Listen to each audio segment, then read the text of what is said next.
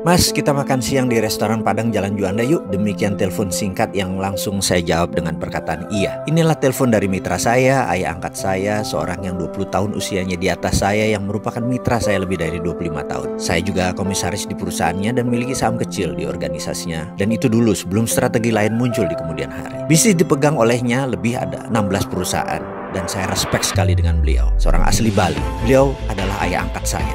Singkat cerita, hari itu kami makan berdua di restoran Padang favorit kami. Dia bercerita sambil makan bahwa 3 bulan ini kami harus pinjam sana sini untuk menutup overhead perusahaan. Saat itu kami memiliki 600 lebih pegawai dengan beban usaha biaya rutin lainnya kurang lebih 1 bulan 5 miliar ongkos yang kami butuhkan. Sudah 3 bulan ini kita pinjam sana sini, demikian dia berkata. Berat dan benar deh, sudah 25 tahun lebih kita berbisnis, kita tidak pernah telat bayar gaji. Dia memulai monolognya dengan nada serius. Kemudian dia berkata, kita ini para direksi dan pemilik harus gulung koming setiap saat, cari cara untuk menghidupkan perusahaan. Dan untuk itu pegawai kita tidak perlu tahu masalah.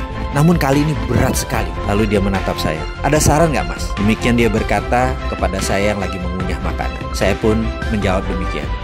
B, gini deh. Bagaimana kalau kita siapkan paket shake hand, golden shake hand kalau perlu. Kita adakan juga program pensiun dini. Kita minta mereka beberapa orang yang ingin pensiun dini, kita pensiunkan. Dan beberapa orang yang tidak perform, kita pecat. Kalau perlu, orang-orang yang mungkin lagi tidak kita butuhkan, kita rumahkan tanpa gaji. Bagaimana Be kira-kira? Mendengar suara saya tersebut, wajahnya berubah. Dia menghentikan makannya. Matanya menatap saya dan suaranya menegak. Kamu sombong, Martin. Gak ada rumus pecat karyawan itu. Gak ada yang namanya dirumahkan.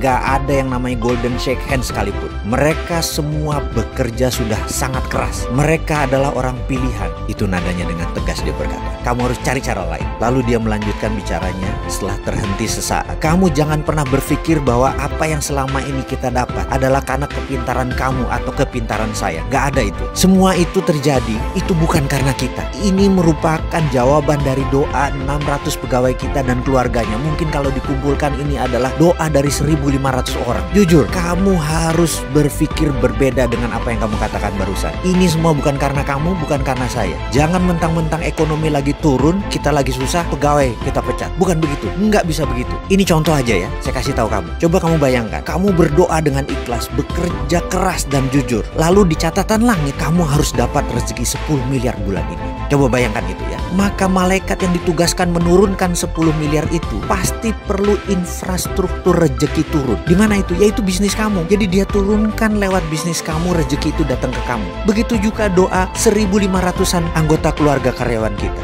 Begitu mereka harus dapat rezeki, di langit mereka tercatat mereka harus dapat rezeki. Maka malaikat itu kan menurunkan melalui perusahaan kita. Itulah yang membuat perusahaan kita berdiri lebih dari 25 tahun. Jadi itu bukan karena kepintaran kamu, bukan karena jabatan kamu, bukan karena saya. Kita ini hanya penyambung jalannya rezeki. Usaha kita itu adalah infrastruktur keluarga pegawai kita untuk rezeki itu turun ke mereka. Faham kamu? Jangan sombong kalau berpikir. Jangan mentang-mentang kamu pemilik. Cabut kata-kata kamu itu. Cari kata-kata lain, cari cara lain. Saya terdiam.